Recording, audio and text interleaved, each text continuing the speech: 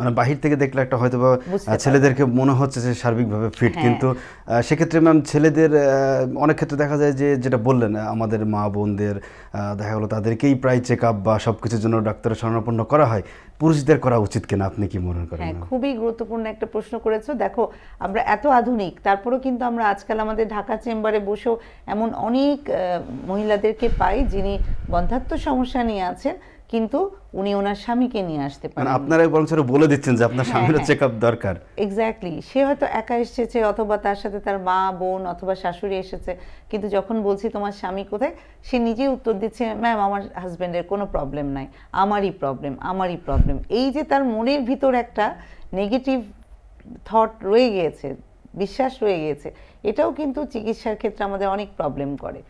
কারণ একটা বন্ধ্যাত্ব সমস্যায় যে কাপল দম্পতি ভুগবে তাদেরকে অবশ্যই একসাথে দুজনকে আসতে হবে।